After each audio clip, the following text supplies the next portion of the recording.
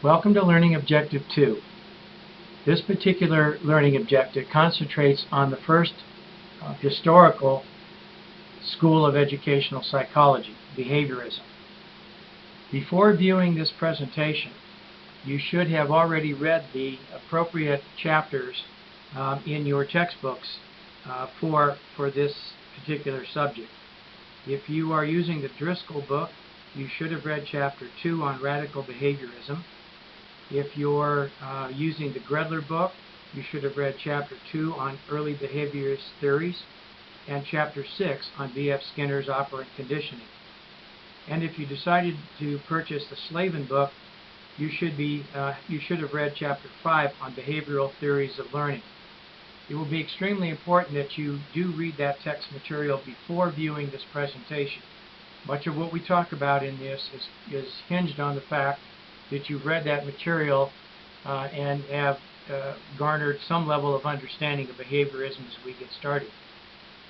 This presentation will take you through some very key points, key words, definitions, concepts for discussion, and the reading material is the background and fundamental basis for this discussion.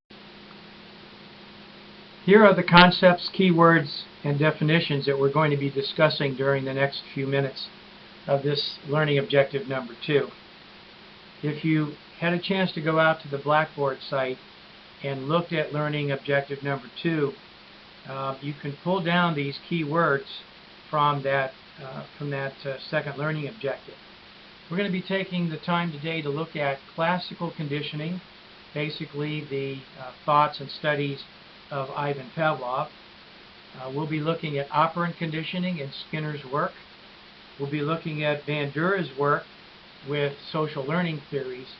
And then we'll be looking at the 3 behavioral applications for the classroom that you see listed here: programmed instruction, computer-assisted instruction, and mastery learning. So again, hopefully you have a little bit of a background on this based on reading the text. And we'll go ahead and get started now by looking at classical conditioning. Classical conditioning, as you might expect, did not start in the discipline of education. It started way back into the early 20th century, with the work of Ivan Pavlov and the work that he did with salivation and animals. Basically, what Pavlov found was that when a dog was conditioned to salivate at the sound of a bell, when he paired a natural action of salivation tied to food, when he paired that with the bell, the dog would salivate at other sounds, such as sirens and other stimuli that he used in his training. Classical conditioning has some very basic concepts to it. As you can see in this graphic, before the conditioning, we have something called an unconditioned stimulus. That's the food. As anybody who has a dog knows, when a dog sees food, it reacts. It salivates. That's an unconditioned response. It's natural. There's no training that needs to be done with that. So keep in mind this concept of the unconditioned stimulus tied to an unconditioned response. Now, what our friend Pavlov did is started to do what was called pairing. Okay? And what he would do was he would pair the presence or the introduction of the unconditioned stimulus, the food, with a very neutral item. Okay? In this case, a bell. A bell initially gets no response from the dog, no response from the animal. But during the conditioning process, the middle part of the slide there, you can see that what he's doing is he's pairing these up. He compares the introduction of the food with the sound of the bell. Okay? And after conditioning, the bell itself becomes a stimulus. The response of salivation becomes the conditioned response at that point. And again, for those of us that know anything about dogs, we know that this really runs true. I know at my home, I've got a cookie jar And when I come home at night, I like to dig into the cookie jar and have one. All my dog has to do from wherever she might be in the house is hear that cookie jar, and she comes running. Now you might look at that and say, well, that's interesting, but does it have any real applications to education?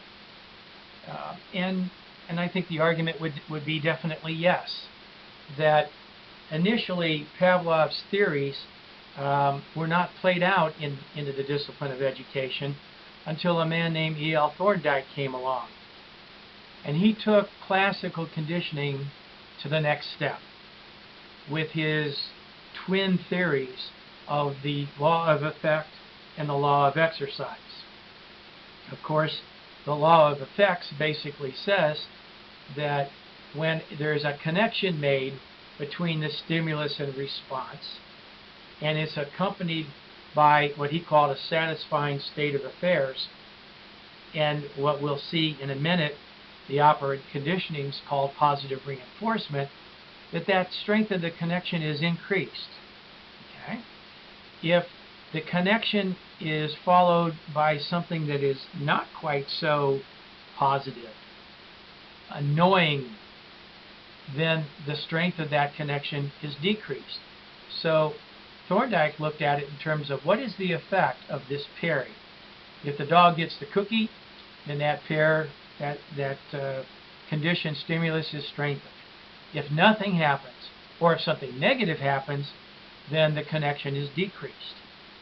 Similarly, his law of exercise basically says practice makes perfect. Okay?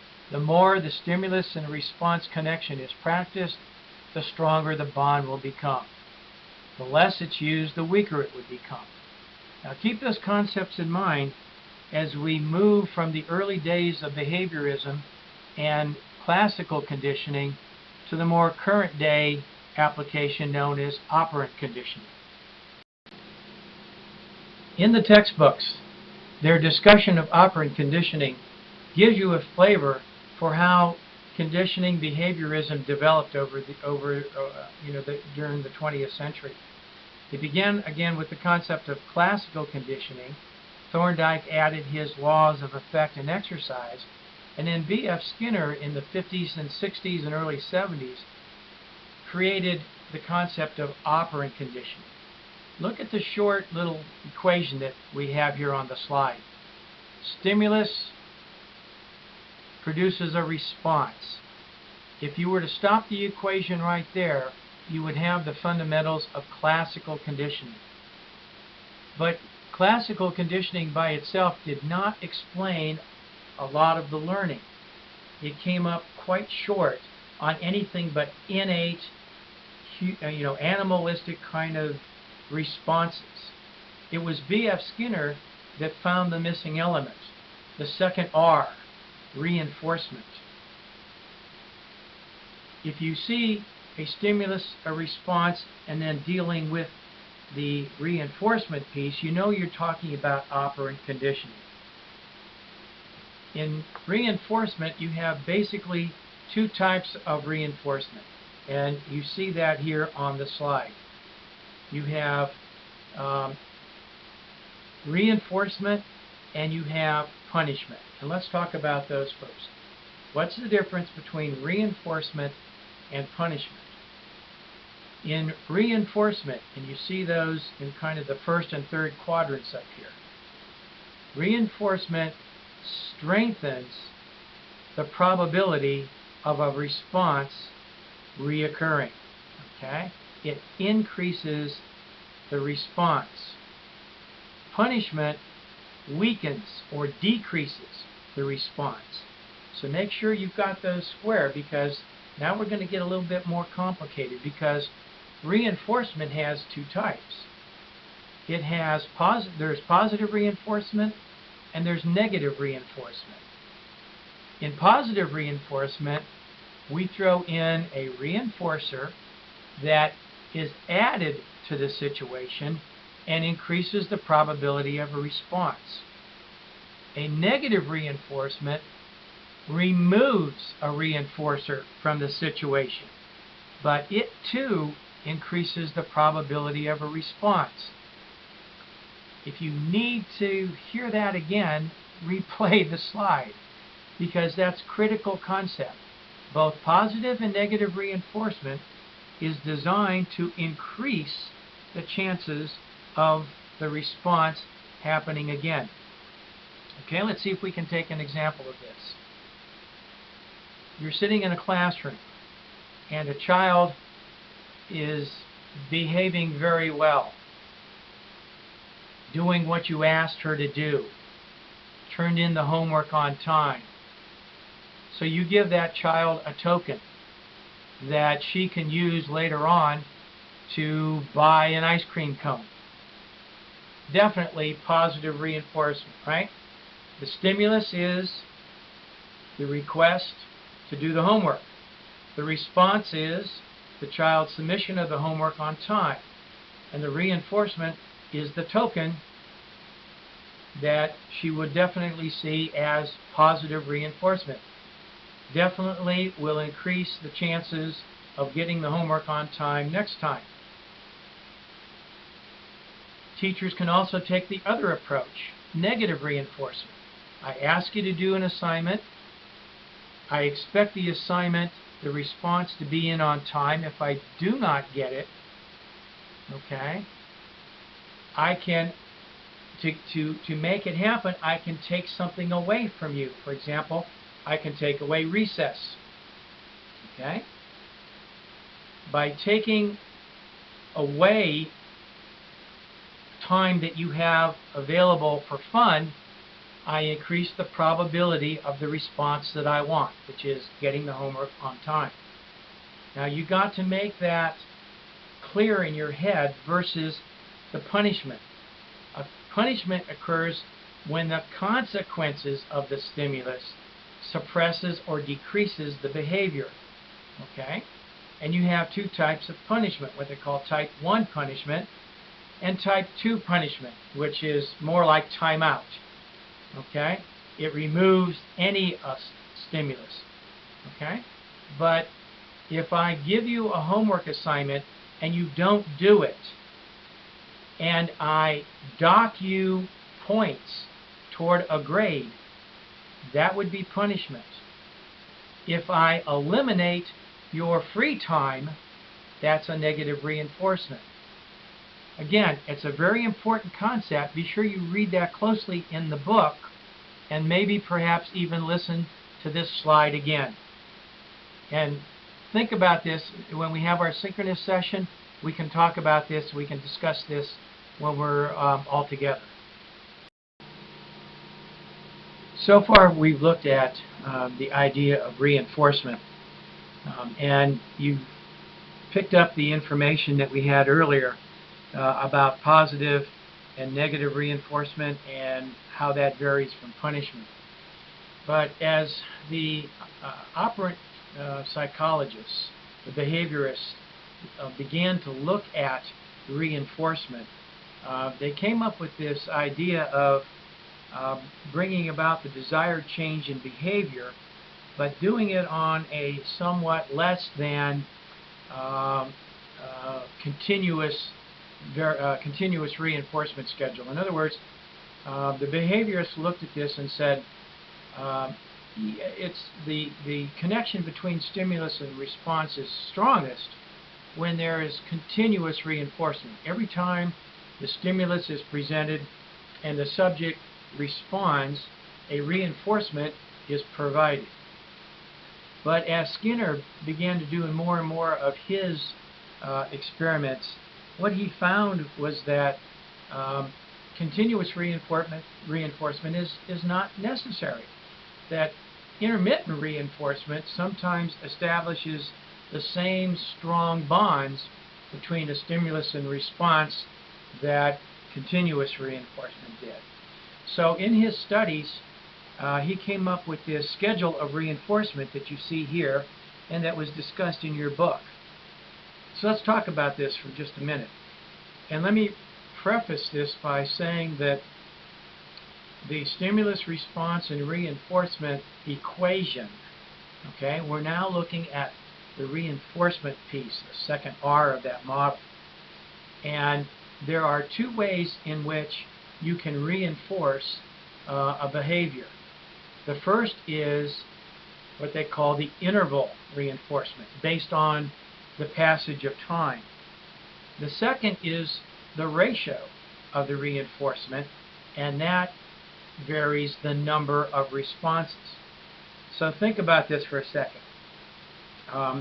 You have, under the intermittent chart that you see on the right here, the interval and the ratio. And again, keep that in mind. Interval is time, ratio is the number of responses. And under both of those reinforcement schedules, you have both fixed and variable.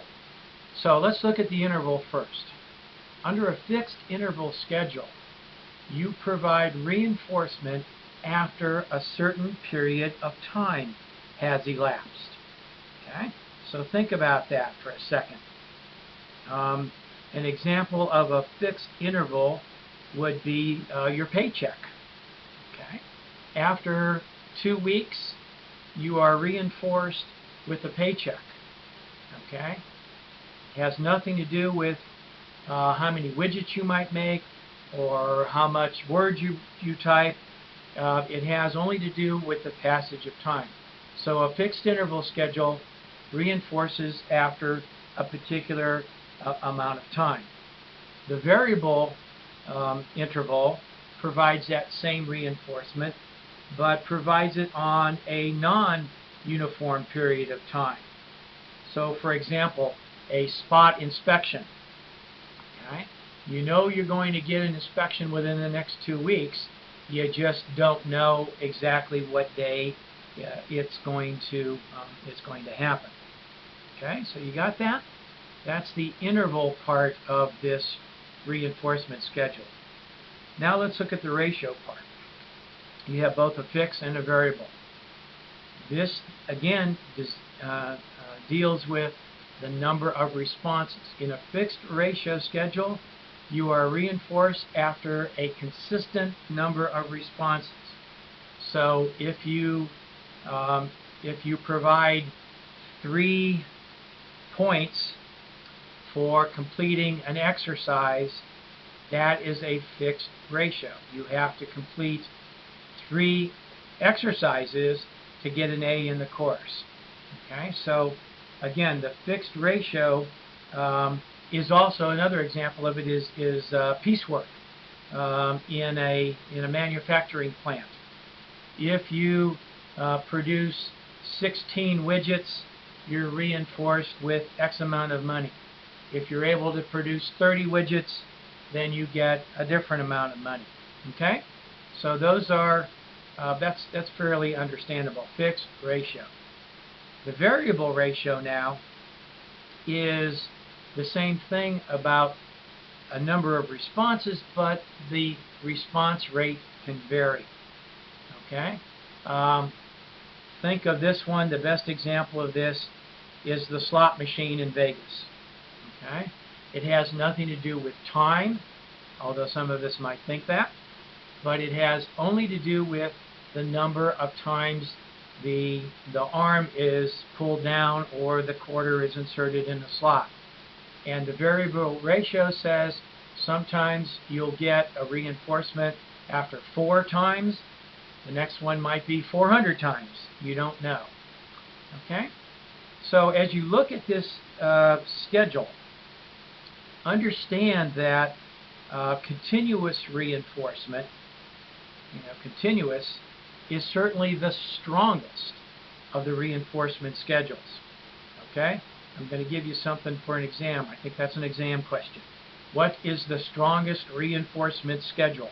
It's continuous. But barring continuous, looking at the intermittent schedules, the strongest intermittent schedule is going to be the variable ratio. Again, it's why slot machines are so strong. Because when I say they're the strongest, the schedule is less prone to extinction, another term that you see on this slide. Removal of reinforcement leads to extinction. Okay? So consider continuous reinforcement and variable ratio. Continuous is the strongest, but it's also the most prone to extinction. If I know every time I do something I'm going to get a reinforcement, and all of a sudden I do something and I don't get it, the odds are very good that I'll stop responding in the way that I have learned. But with the variable ratio, I put that quarter in the slot machine, and if I don't get the response I want, I'm still prone to try it again and again and again and again. So again, you can see how the intermittent reinforcement schedule is very important to the behaviors. You want to begin any new learning with continuous reinforcement, but you want to eventually move to the intermittent reinforcement to strengthen that bond and lessen the chances of extinction. One of the concepts that you should have read about in your book is the idea of a primary and secondary reinforcer. Now, as you saw in the Pavlov experiments, a primary reinforcer is one whose value is biologically determined. Food triggered the salivation in the dog. It's a primary reinforcer. I don't have to teach that. Okay? Sleep deprivation, waterboarding, all of those things are examples of conditioning based on primary reinforcers. But in a school setting, oftentimes, maybe all of the time, you cannot really employ primary reinforcers. I mean, if I ask a student to answer a math question and they answer it correctly, it would be somewhat disingenuous to have a candy bar or a bag of M&Ms or something like that, next to us, so we could reward that behavior. And so the behaviorists, and particularly those that believe in operant conditioning, found a value in what they called secondary reinforcers. Okay, and the choice of reinforcers depends on the learner, and that is the most important concept that you can take away from this presentation. Behaviorism, stimulus, response, and particularly reinforcement must be seen not from the view of the person delivering the reinforcement, but from the person accepting the reinforcement, the learner. Okay? We'll talk about more of that in a second. But a secondary reinforcer, as you can see here, acquires its value through an association with a primary reinforcer. In other words, I'll give out tokens. I'll put check marks on the board. But eventually, those tokens and those check marks have to be redeemable for a primary reinforcer. Okay? So behavioral learning allows us to create contracts with our students, giving them a temporary reinforcer, a secondary reinforcer, that eventually they can cash in for something that is more primary to them. Okay? And again, it's important to understand that the reinforcement is, again, from the perception of the learner. Let's take an example as we wrap up this portion about reinforcement. Think about this. You're sitting in a classroom environment. You're the teacher. You've got a 8-year-old who's misbehaving in class, jumping up out of the seat, throwing spitballs, making the kids behind him laugh, whatever it might be. As the teacher, you intend to punish that child so that you can eliminate that connection. You can stop that behavior. So you tell the student, go sit in the corner. Okay? Put your face against the wall and sit, stand in the corner. Now, from your perception, you thought you were punishing this behavior, therefore hoping to stop it. When the student comes back to his class seat, what you find is that he continues this response. He continues to be disruptive. And so, in effect, what have you done? From your perspective, you thought you were punishing the behavior. From his perspective, you were reinforcing his behavior. You were giving him the attention that he was seeking. Okay? So again, from the perspective of reinforcement, you must always look at it from the learner and not the teacher. Okay, let's look at some other ways in which operant conditioning is used in the classroom. Let's talk about two concepts of using operant conditioning in a maybe more typical classroom application. Operant conditioning employs two concepts that can be used in teaching. One is called shaping and the other is called chaining. Both of them, again, are stimulus, response, and reinforcement actions. Shaping is used when a student needs to change his behavior, but we're going to do it in small pieces.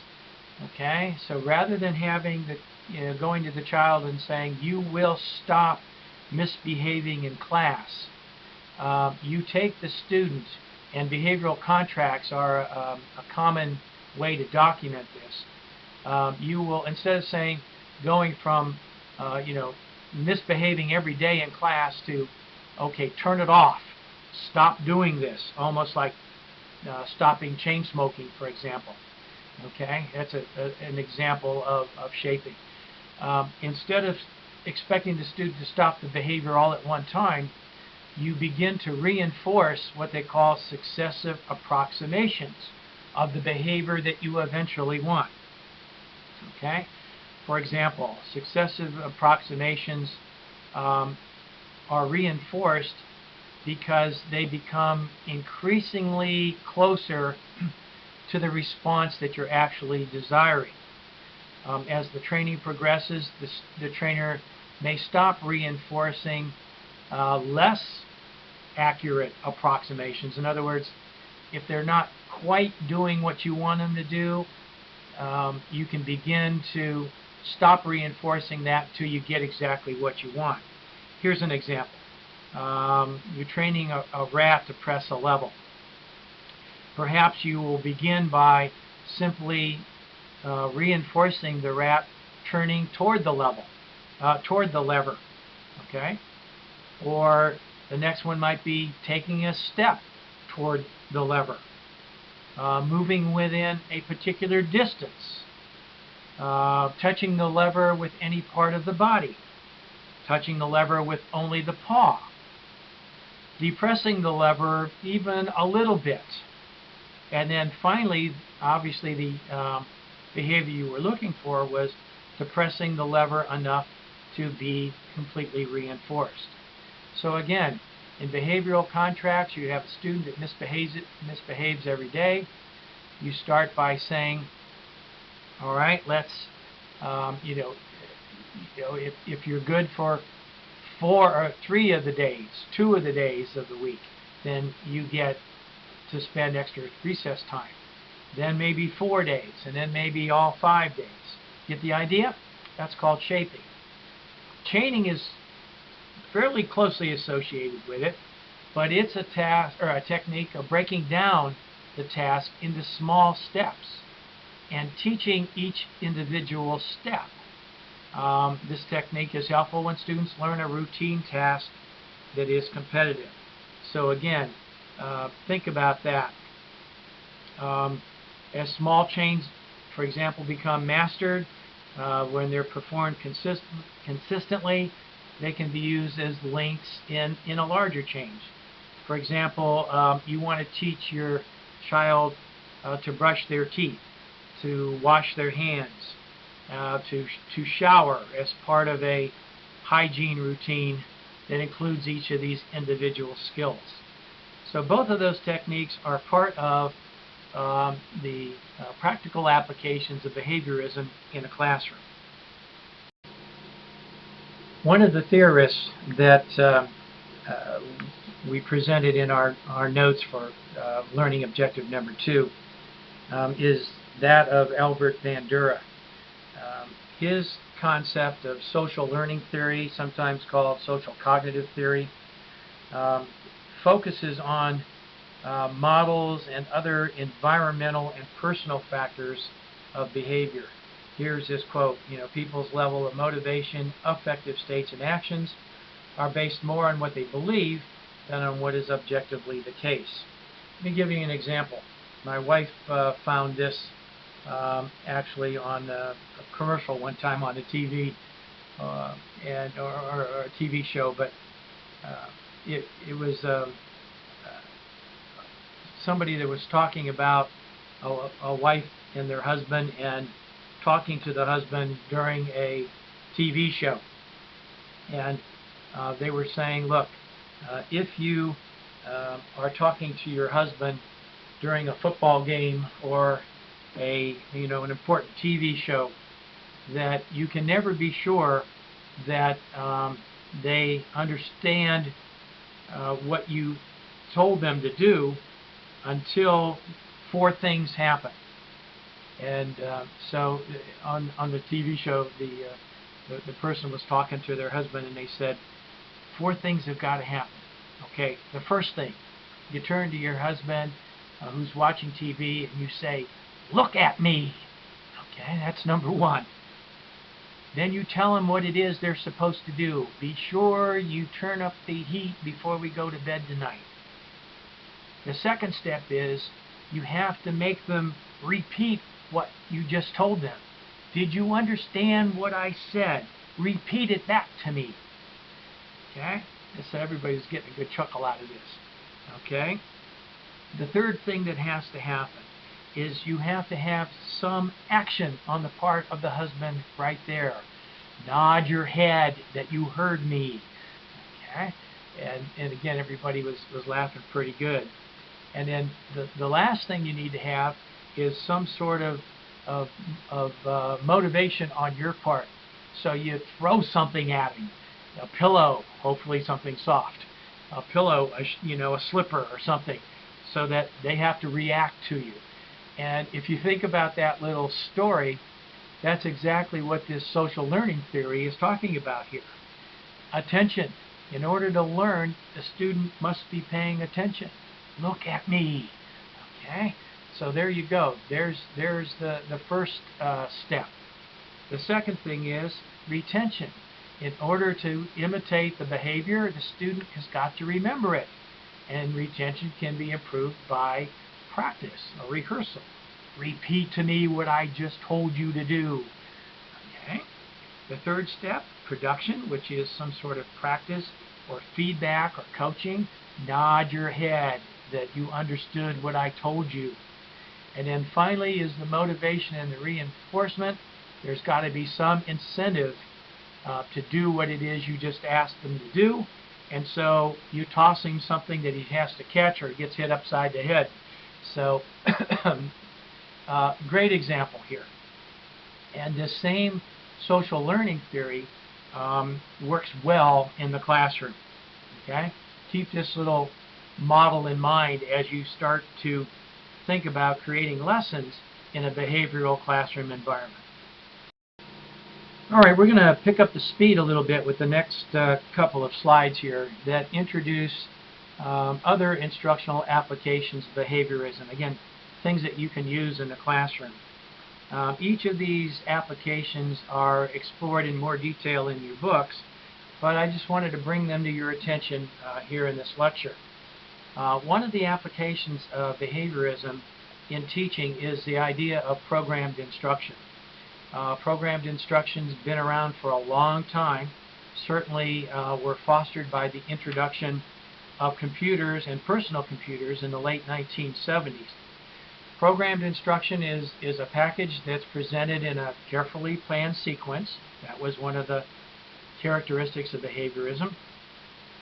Requires the learner to respond to some sort of questions, a characteristic of behaviorism, and provide some sort of immediate feedback or response.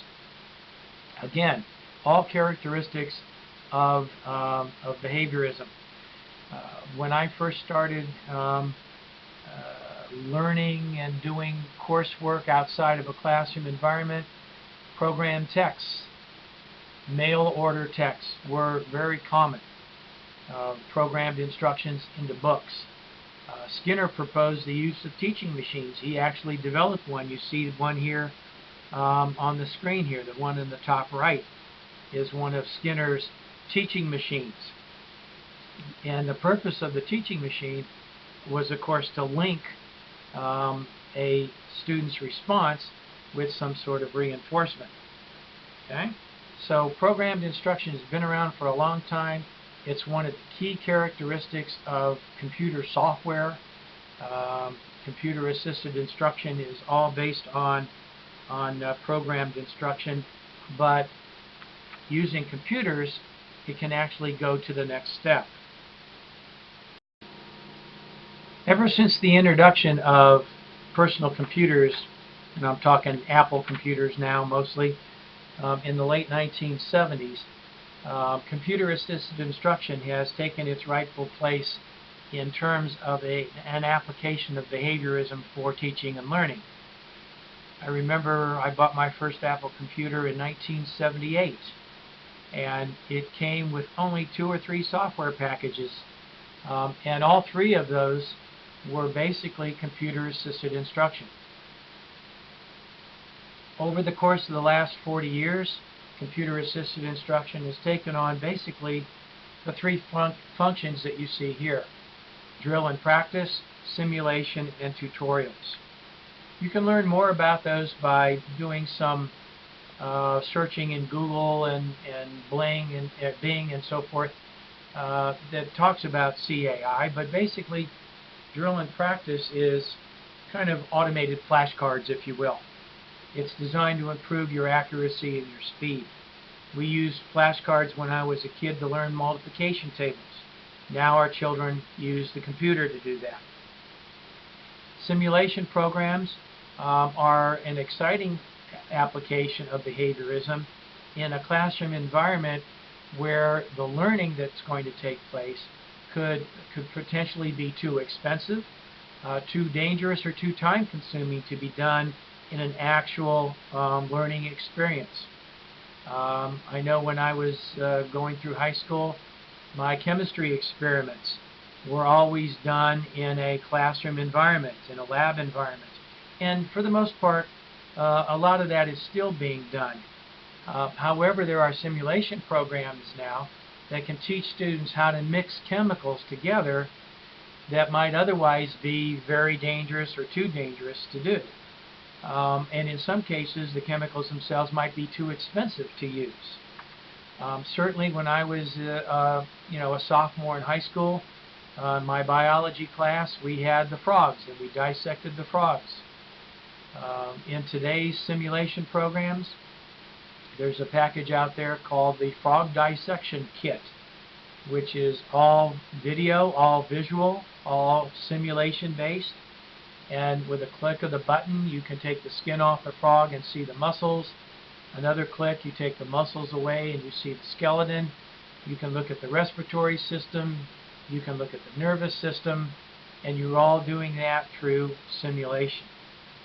And finally, the category of tutorials that are designed to adapt instruction using students' prior performance, perhaps, to determine what materials they need to present, the level of difficulty, and the rate at which we go through it.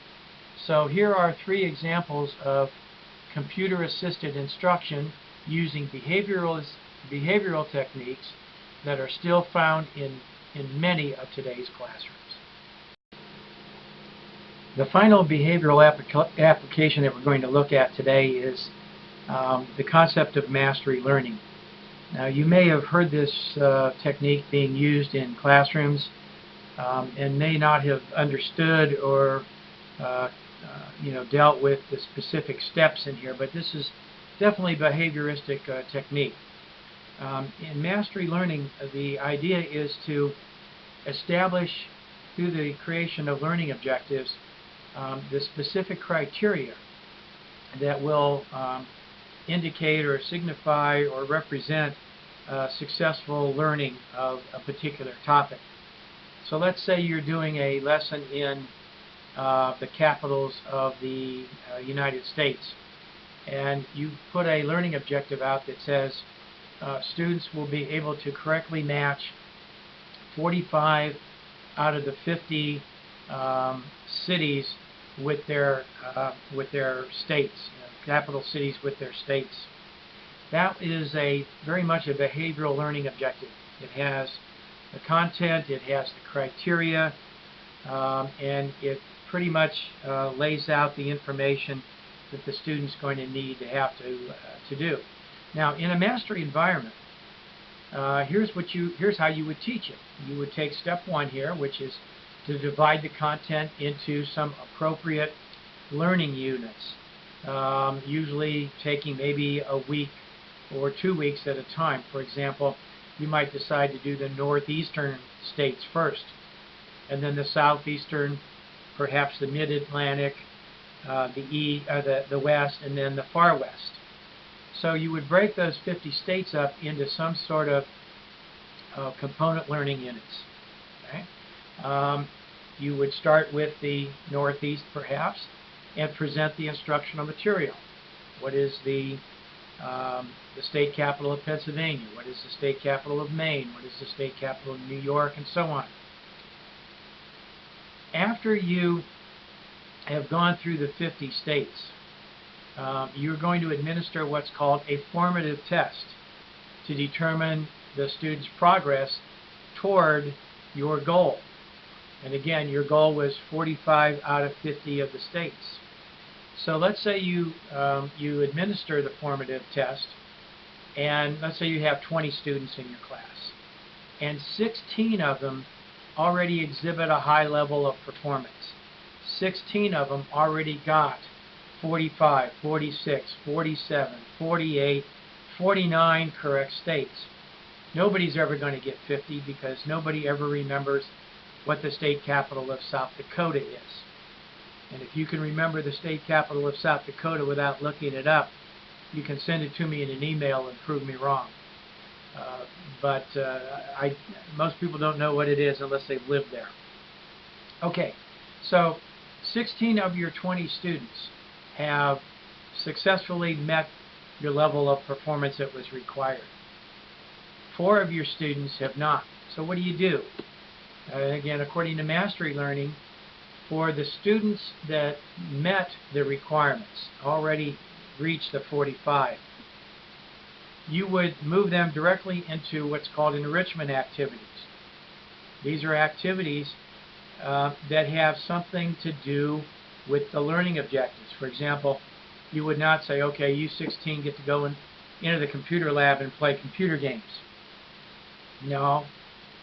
An enrichment activity, for an example like this, might be the 16 of you get to go into the computer lab, and each of you will pick a different state, you will pick a different capital, and you will find out what the major tourist attractions are for those individual cities. That would be an enrichment activity. Okay? For the 4 students who did not correctly meet your criteria, you're going to engage those students in what's called corrective instruction. And here's the kicker: using an alternative instructional strategy. So if you taught this course or this learning objective of matching states with their capitals, if you taught that behaviorally, the capital of Nebraska is Lincoln, the capital of Ohio is Columbus. If you taught that behaviorally, then you must use an alternative instructional strategy to teach the corrective instruction.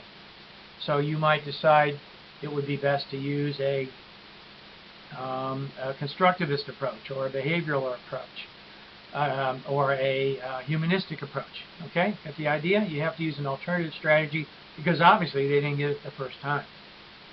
Now, once you're done providing the corrective instruction, then you bring all of the students back together and you administer a summative test that covers the entire unit. And again, what you might find is that almost all of the students should attain your minimum score on this summative test. If they don't, let's say out of the 4 that did the corrective instruction, 3 of them got it, 1 of them didn't. What do you do with that 1 student? Well, the answer is not that you reteach it again, because you may not be successful in getting this particular concept across to every single student in your class. So after administering the summative test, you would simply move on. Okay, so we've looked at several different kinds of instructional applications of behaviorism. We've talked about at least 3 theorists of the behavioral approach, Pavlov, Skinner, and Bandura. There's a lot more, again, in your books, but there's one more thing I want you to do as part of learning objective number 2. In the learning objective number 2 that's in your Blackboard site, I've identified 4 video clips that I want you to watch. They don't take very long. The longest ones, there's 2 of them that are 13 minutes, one's 8 minutes, and one is only 2 minutes. And they give you a video presentation of some of the things that we've talked about over the last 11 slides. Clip number 1 on Pavlov and classical conditioning, you'll actually get to see the machine that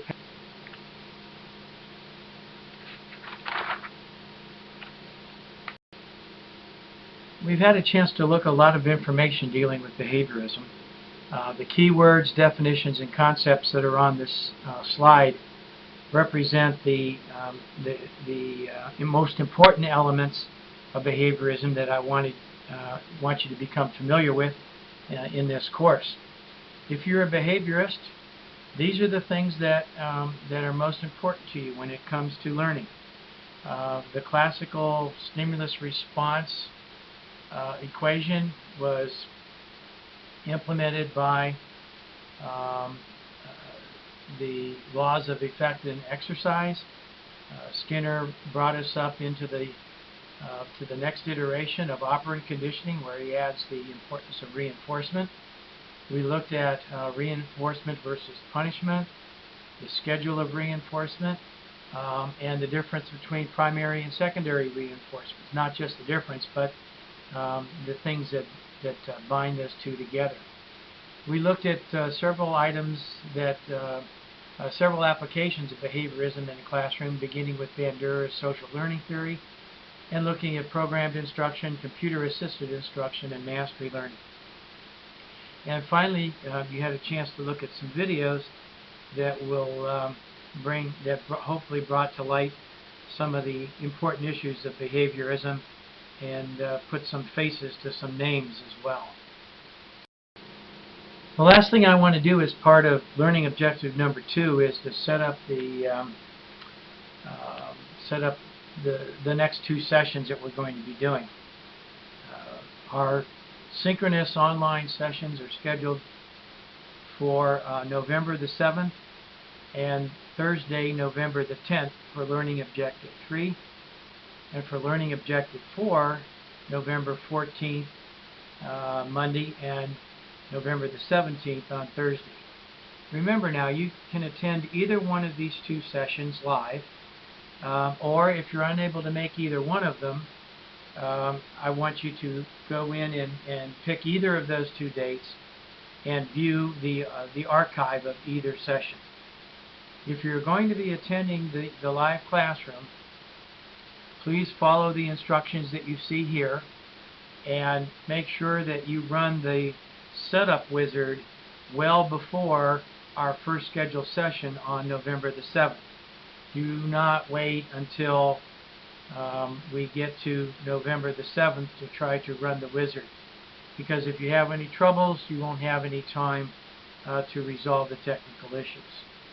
There's information in here about contacting our Educational Technology Center at 412-397-5434 and talk to Chris Davis if you need any help completing the wizard and getting everything set up. So again, please join us for the Learning Objective 3 on November 7th or 10th and Learning Objective 4 on November 14th or 17th. Thank you very much for your attention, and I hope for those of you that are behaviorists, you have confirmed the importance of your School of Educational Psychology as a way of learning. For those of you that identified yourselves as cognitivists or humanists, again, I hope you picked up enough instructional strategies out of this particular session and the textbook so that you can help the students that you have that are behavioral learners to learn best sequentially.